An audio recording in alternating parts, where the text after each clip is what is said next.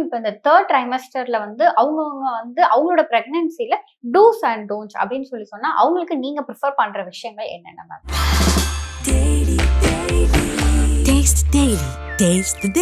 Ma'am பிரெக்னன்சில வந்து first 3 months ரொம்ப டஃப்பா இருக்கும். செகண்ட் 3 மந்த்ஸ் வந்து அவங்க என்ஜாய் பண்ற மாதிரியான விஷயங்களா இருக்கும். ஸோ இந்த லாஸ்ட் 3 மந்த்ஸ்ல அவங்க எந்தெந்த மாதிரியான விஷயங்களை ரொம்ப கேர்ஃபுல்லா இருக்கும்? ஒரு இண்டிவிஜுவலா என்னென்ன கம்ப்ளைண்ட்ஸ் இருக்கு, ஸோ பேக் பெயின் இருக்கா, இல்லாட்டி யூரின் லீக்கேஜ் இருக்கா, இல்லை வேற ஏதாவது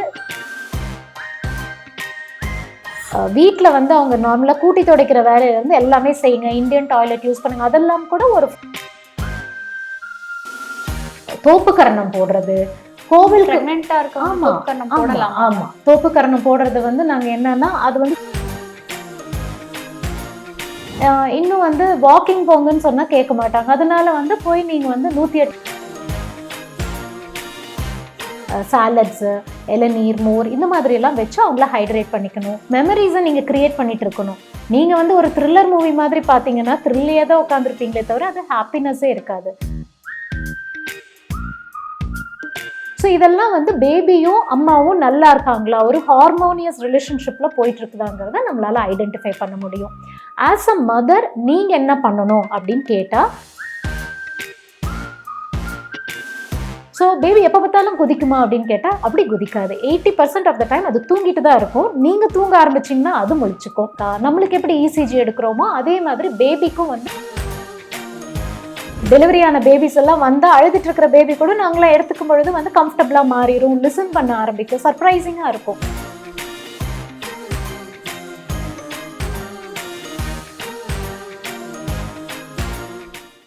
ஐபிசி மங்கை நேயர்கள் அனைவருக்கும் அன்பு வணக்கம். நம்ம ஐபிசி மங்கையோட தாய்மை சீரீஸ் மூலமா இன்னைக்கு வந்து 3rd ட்ரைமஸ்டர் பத்தின நிறைய விஷயங்களை நம்மோடு ஷேர் பண்றதுக்காக டாக்டர் சசிரேகா மேம் இருக்காங்க. மேம் வணக்கம்.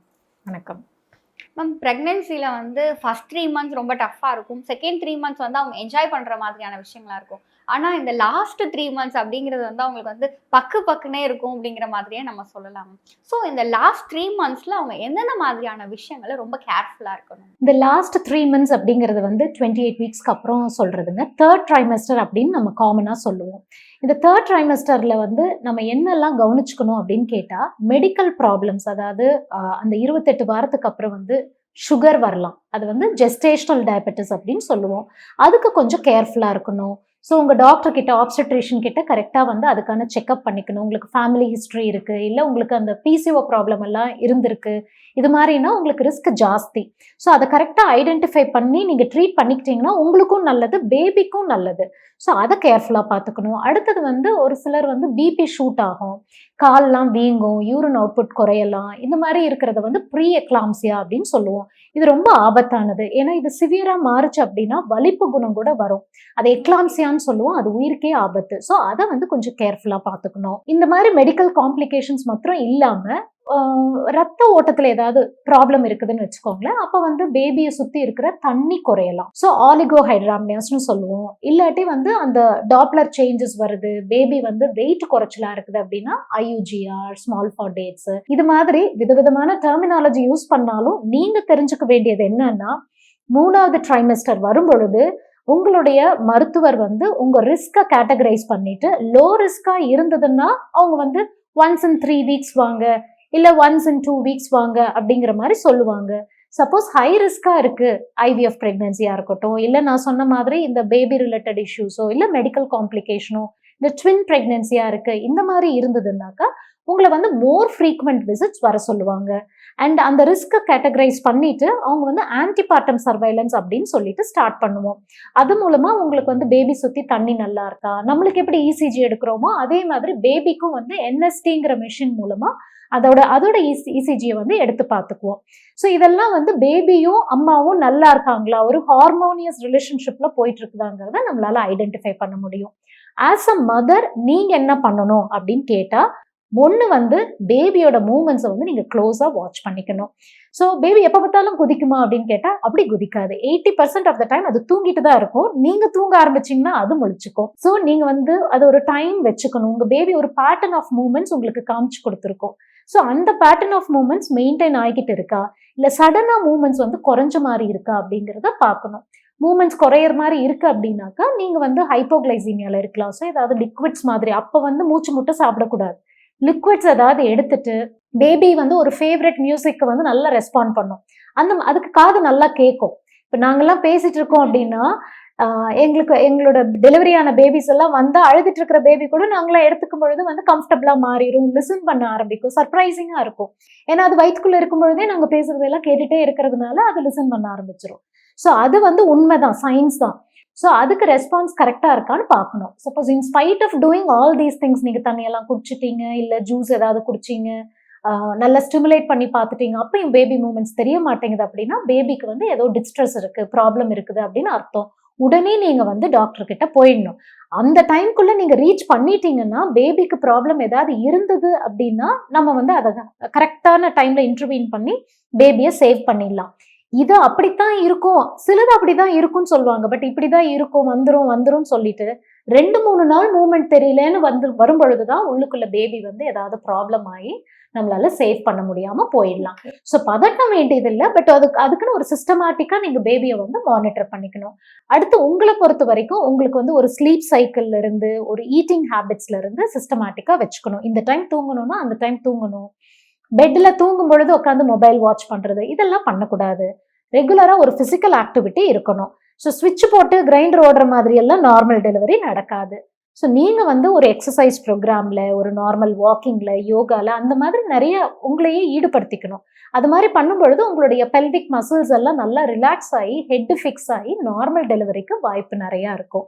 ஸோ இதெல்லாம் நீங்க அண்டர்ஸ்டாண்ட் பண்ணிட்டு போனீங்கன்னா தேர்ட் ட்ரைமெஸ்டரும் ஜாலியா தான் இருக்கும். இப்போ வந்து நீங்க இந்த விஷயம் சொல்லும்போது வந்து யோகா பண்ணணும், சில ஒர்க் அவுட்ஸ் இந்த மாதிரியான விஷயங்கள் பண்ணணும்னு சொன்னீங்க. அப்ப என்ன மாதிரியான ஒர்க் அவுட்ஸ், என்ன மாதிரியான எக்ஸசைஸ் அவங்க பண்ணக்கூடாது அப்படிங்கிற ரெஸ்ட்ரிக்ஷன்ஸ் எதுவும் இருக்கா மேம் இந்த தேர்ட் ட்ரைமெஸ்டர்ல? சப்போஸ் உங்களுக்கு வந்து பிளசண்டா லோ லையிங்கா இருக்கு அப்படின்னா அவங்களை கொஞ்சம் கேர்ஃபுல்லா இருக்க சொல்லுவோம். ஏன்னா அவங்க அந்த மாதிரி ஸ்ட்ரெச்சஸ் போகிறப்ப ப்ளீடிங் ஆயிடலாம், அது ஆபத்துல முடிஞ்சிடலாம்.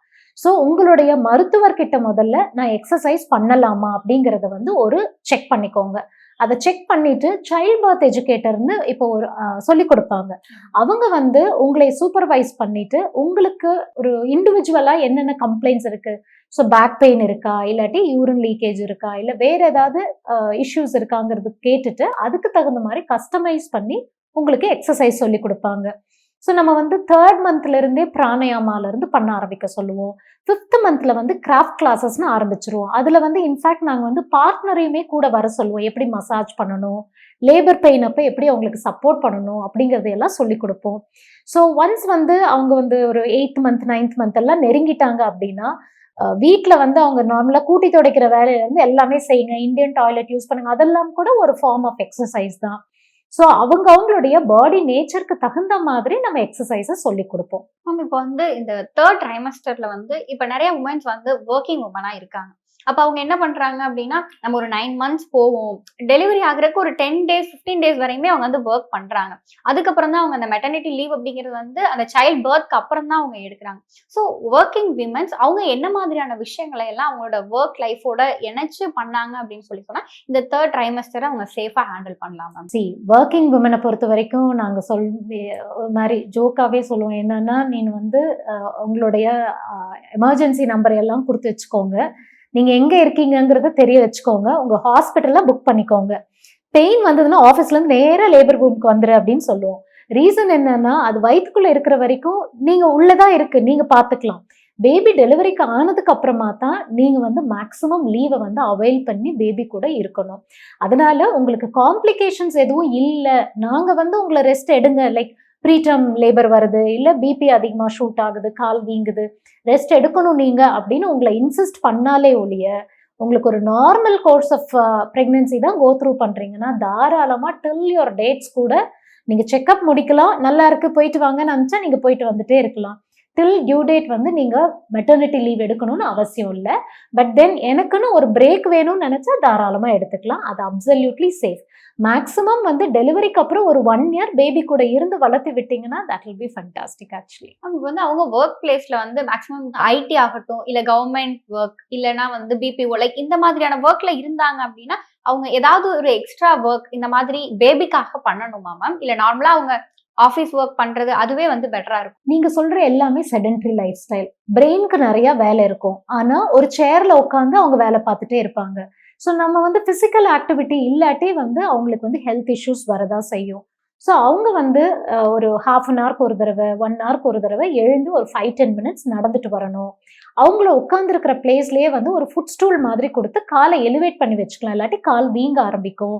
அவங்களோட கேஃபிடேரியால போய் காஃபி குடிக்கிறதோ இல்ல ஜங்க் சாப்பிட்றதோ அவாய்ட் பண்ணிட்டு அவங்க வந்து குட்டி குட்டி பாக்ஸஸ்ல வந்து நட்ஸ், சாலட்ஸ், இளநீர், மோர் இந்த மாதிரி எல்லாம் வச்சு அவங்கள ஹைட்ரேட் பண்ணிக்கணும். ஏசிக்குள்ளேயே இருக்கிற மாதிரி இருந்ததுன்னா பெட்டர் கொஞ்சம் வெளிக்காற்றையும் வாங்கிக்கிட்டு தண்ணி நிறைய குடிக்கிறாங்களாங்கிறத பார்த்துக்கணும். இந்த மாதிரி டேக் கேர் பண்ணிக்கிட்டாங்கனாலே போதுமானது. மேம் இப்ப வந்து நார்மல் டெலிவரி நடக்கணும் அப்படின்னா வந்து ஃப்ரம் த பிரெக்னன்சில இருந்தே அவங்க வந்து கொஞ்சம் வேலை செய்யறது இந்த மாதிரியான விஷயங்கள் இருக்கணும், ஹெல்த்தியான ஹேபிட்ஸ் இருக்கணும் அப்படின்னு சொல்றாங்க. இந்த 3rd ட்ரைமஸ்டர்ல அவங்க இதுக்காக இன்னுமே என்னென்ன விஷயங்கள் எல்லாம் ஆட் பண்ணி அவங்களோட லைஃப் ஸ்டைல செய்யணும்? ருட்டீனா ஒரு எக்ஸசைஸ் பண்ணலாம். வீட்டில் இருக்கக்கூடிய நார்மல் வாக்கிங், தரையில உட்காந்து சாப்பிட்றது, தோப்பு கரணம் போடுறது, கோவில் பிரெக்னன்ட்டா இருக்கவங்க தோப்புக்கரணம் போடலாம். ஆமா, தோப்பு கரணம் போடுறது வந்து நாங்க என்னன்னா அது வந்து ஸ்குவாட் பண்ணி பண்றது வந்து நல்லதுன்னு சொல்லுவோம். அதைத்தான் வந்து வெஸ்டர்ன் கண்ட்ரில வந்து பிரெயின் யோகா அப்படின்னு சொல்றாங்க. பிள்ளையாருக்கு போய் தோப்பு கரணம் போனா வந்து மூளை ஏன் வளரும் அப்படின்னா அது பிரெயின் யோகா, அதனால வந்து இம்ப்ரூவ் ஆகும். இன்னும் வந்து வாக்கிங் போங்கன்னு சொன்னா கேட்க மாட்டாங்க. அதனால வந்து போய் நீங்க வந்து 108 சுத்திட்டு வாங்க அப்படின்னு சொன்னா கேட்பாங்க. ஸோ அதெல்லாமே என்கரேஜ் பண்ணிடுவோம். ஸோ நீங்க கோவிலுக்கு போறீங்களா போங்க, அங்கே போய் வாக்கிங் பண்ணிட்டு வாங்க. ஸோ இந்த மாதிரி ஒரு ருட்டீனா உங்களுடைய வாழ்க்கையில இணைச்சு நீங்க வாக் பண்றது. எண்டுக்கு வரும்பொழுது நான் ஸ்டெப்ஸ் ஏறி போயிட்டு வரலாமா, தாராளமா ஸ்டெப்ஸ் ஏறி போயிட்டு வாங்கன்னு சொல்லுவோம். தரையில உட்காருங்க, இந்தியன் டாய்லெட் யூஸ் பண்ணுங்க, தண்ணி நிறையா குடிங்க, இதெல்லாமே சொல்லுவோம். மற்றபடி ஒரு பெரிய மித்ஸ் எல்லாம் எதுவும் கிடையாது. ருட்டீன் லைஃப் ஸ்டைலோட சேர்ந்து உங்களோட சைல்ட் பர்த் எஜுகேட்டர் சொல்லி கொடுக்குற எக்ஸசைஸையும் சேர்த்து பண்ணிக்கிட்டீங்கன்னாக்கா உங்களுக்கு நார்மல் டெலிவரி ஆகிறது சுலபமா இருக்கும். மேம் இப்போ இந்த 3rd ட்ரைமஸ்டர்ல வந்து அவங்கவுங்க வந்து அவங்களோட பிரெக்னன்சில டூஸ் அண்ட் டோன்ட்ஸ் அப்படின்னு சொன்னா அவங்களுக்கு நீங்க ப்ரிஃபர் பண்ற விஷயங்கள் என்னென்ன மேம்? எகெயின் வந்து இந்த பக்கத்து வீட்டுல சொன்னாங்க, எதிர்த்த வீட்டுல சொன்னாங்க அப்படின்னு சொல்லிட்டு ஒரு பிரெக்னன்சியும் டிஃப்ரெண்ட். அவங்களுடைய பிரெக்னன்சிலேயே ஃபர்ஸ்ட் பிரெக்னன்சி ஒரு மாதிரி இருக்கும், செகண்ட் பிரெக்னன்சி ஒரு மாதிரி இருக்கும். அதனால வந்து கம்பேர் பண்ணக்கூடாது. கம்பேர் பண்ணிட்டு பயந்துக்கிறது, எங்கேயோ என்னமோ நடந்துருச்சு எனக்கும் அப்படிதான் நடக்குமோ அப்படிங்கிற மாதிரி பேனிக் அட்டாக்ஸ் எல்லாம் இல்லாம இருக்கணும். என்ன டவுட் உங்களுக்கு இருக்கிற மாதிரி இருந்தாலும் நீங்க நோட் பண்ணிட்டு உங்க மருத்துவர்கிட்ட போய் கேளுங்க. முதல்ல வந்து கான்ஃபிடென்ட்டா பாசிட்டிவா இது ஒரு பிசியாலஜி தான், இது என்ன நோயா, டூஸ் என்ன டோன்ட்ஸ் என்ன அப்படிங்கிறது இது ஒரு பிசியாலஜி. பாப்பா வளருது, சந்தோஷமா என்ஜாய் பண்ணுங்க. மெமரிஸை நீங்க கிரியேட் பண்ணிட்டு இருக்கணும். நீங்க வந்து ஒரு த்ரில்லர் மூவி மாதிரி பாத்தீங்கன்னா த்ரில்லையே தான் உட்காந்துருப்பீங்களே தவிர அது ஹாப்பினஸே இருக்காது. அதனால உங்களுக்கு நான் முன்னாடி சொன்ன மாதிரியே இது எப்படி மானிட்டர் பண்ணிக்கணும், பேபி எப்படி மானிட்டர் பண்ணிக்கணும், என்னையும் எப்படி நான் செல்ஃப் கேர் பண்ணிக்கணும், வெயிட் கெயின் கரெக்டா இருக்கா, நான் என்ன சாப்பிட்றேன் என்ன சாப்பிடல, சத்து மாத்திரையெல்லாம் கொடுக்கறத கரெக்டா எடுத்துட்டோமா, சொன்ன செக்அப்ஸ் எல்லாம் கரெக்டா பண்ணிட்டு இருக்கிறோமா, எனக்கு வந்து ஒரு ப்ராப்ளம் அப்படின்னா நான் வந்து ரீச் பண்றதுக்கு வந்து நான் என்ன மாதிரி பேக்கப் அரேஞ்ச் பண்ணியிருக்கேன், இதெல்லாம் டூஸ் கரெக்டா பண்ணணும். டோன்ட்ஸ் அப்படிங்கிறது வந்து அக்கம் பக்கம் கேட்டு அதை பார்த்து பயந்துக்கிறது, கூகுள்ல போய் பார்த்துட்டு எனக்கு இப்படி வந்தா அதான் பிரச்சனையா இருக்கும், தலைவலியானா பிரெயின் டியூமர் வந்துடும், அந்த மாதிரி யோசிக்க தேவையில்லை. சாதாரண ஐ ப்ராப்ளமா கூட இருக்கலாம். ஸோ அதெல்லாம் வந்து பண்ணக்கூடாது. அண்ட் எப்பயும் வந்து அந்த டிவி பார்த்துக்கிட்டே உட்காந்து சாப்பிட்றது, நல்லா சாப்பிட்டாதான் பேபி ஆரோக்கியமா இருக்கும்னு சொல்லிட்டு ஓவர் ஈட் பண்றது, அந்த மாதிரி எல்லாம் பண்ணக்கூடாது. உங்களுடைய ஸ்லீப்பிங் ஹேபிட்ஸ்ல இருந்து ஈட்டிங் ஹேபிட்ஸ் வரைக்கும் நல்லா இருக்கணும். கலர் நல்லா வரும்னு சொல்லிட்டு நான் குங்குமப்பூ சாப்பிட்டேன், கருப்பா போயிடும்னு சொல்லிட்டு நான் வந்து திராட்சை எல்லாம் சாப்பிட மாட்டேன் அப்படிங்கறதெல்லாம் மித். அந்த மாதிரி மித்ஸை தான் பண்ணக்கூடாதுன்னு சொல்றோம். Taste the Daily.